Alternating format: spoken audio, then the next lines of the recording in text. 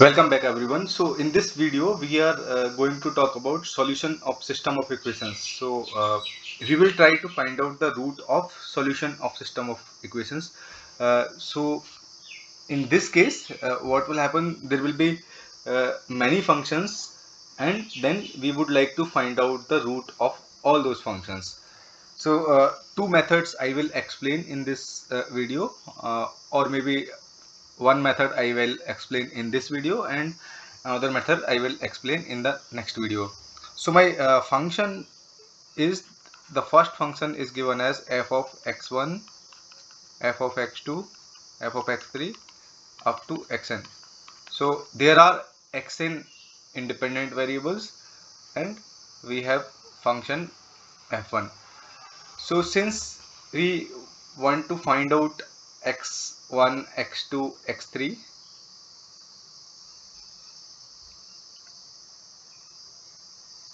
up to xn, then in this case we will require actually n functions. So that means we will require f2 xn, and then we will have fn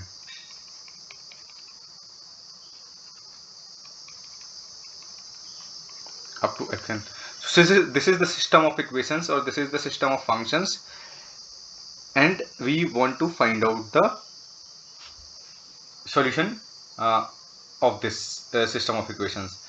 So the first method is fixed point iteration.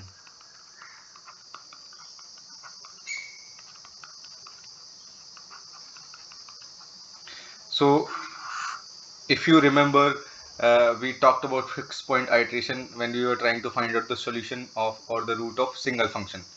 So what we were doing, we were given a function f of x and we wanted to find out this f of x is equal to 0. So out of this function we were uh, extracting an equation in such a way that x was given as g of x, and then this was used as an iterative formula, xk plus 1 was cxk. Here the same thing we will adopt. What we will do, from the function f1, that is x1, x2 up to xn is equal to 0, we will try to find out x1 is equal to x1 is equal to g1, x1, x2 up to xn. Then from function f2, so f2 was given as x1, x2 up to xn is equal to 0. Here we will find x2 as g2 as x1, x2 up to xn, and then we will have this fn, which is given as x1, x2 and xn is equal to 0, and then we will find xn as g of n, x1, x2, x3 up to xn. So these are my functional forms, like x1 is equal to g1, function g1, x2 is equal to function g2, that will come from function f2, and then xn is equal to zn, and this gn will come from function fn. So this is how we will basically calculate. So now we will convert these functions x, so we have this x is equal to g form. So we will convert this in the form of a iterative formula. So what we will do, we will say x1 k plus 1 is nothing but g1 x1k x2k up to xnk, and then x2k plus 1 will be nothing but g2 x1k x2k going up to xnk, and then we will have xn k plus 1 will be equal to gn x1k x2k going up to xnk. So what we have this recursive formula or iterative formula. So we will assume so what we will do, basically assume x1k x2k x3k up to xnk, and then using these iterative formulas we will calculate x1k's k plus 1, x2k plus 1, xnk plus 1, and then Once we have the new values of x, what we can do, we can find out an error. That will be nothing but summation of, I is equal to 1 to n, and you can say that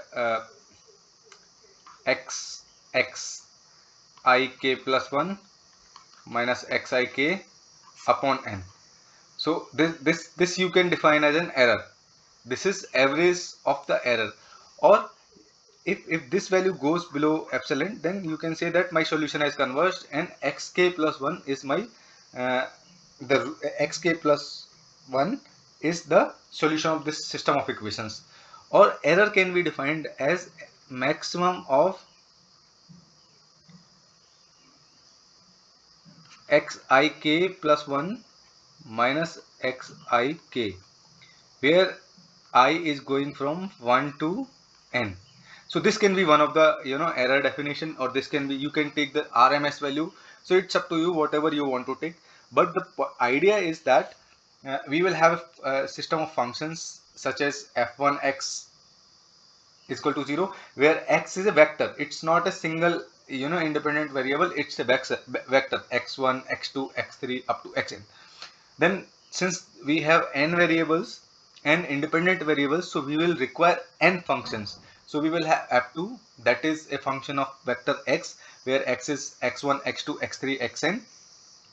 Similarly, we will have a function fn x. So out of these functions, in fixed point iteration method, we will try to find out this functional form. That from the first function, we will say that x1 is equal to g of vector function g, which is a function of vector x. From the second function, which is f2, we will find out x2 is equal to z2, which is a function of x vector. Similarly, from the nth function, that is function fn, we will find out that xn is nothing but gn, which is a function of vector x. Okay, so this is how we will get this iterative formula, and we will solve until we get the convergence. So this is the idea in this fixed point iteration method. Now one must remember that whatever conditions were there on this particular g of x in the single function case, those conditions apply here as well. If you remember the error analysis what we did in the when we were finding out the when we were trying to find out the solution for single function, that time we did some error analysis for fixed point iteration method, and that time we said that within the range of x, our mod of g prime x should be less than 1, then only my solution will converge. If you remember from the error analysis part for the fixed point iteration, we did this. So we said that the first derivative of x within the given range of x should be less than 1, then only this solution will converge. Because if you remember that error in the next iteration was ek was g prime x. I think you remember it, right? When we did the error analysis, we derived that ek plus 1 upon ek is nothing but g prime x, where k is the current next iteration, k plus 1 is the next iteration error, and ek is the previous iteration error, and g prime xk is the first derivative of g within the given range of x. G prime can have any value outside the range of our interest of x. So within the range of our interest of x, the function derivative should be less than 1, or the mod of function derivative should be less than 1. So this is the idea. Then only this fixed point iteration method will converge. In the next video, we will see the Newton-Raphson method. Thank you.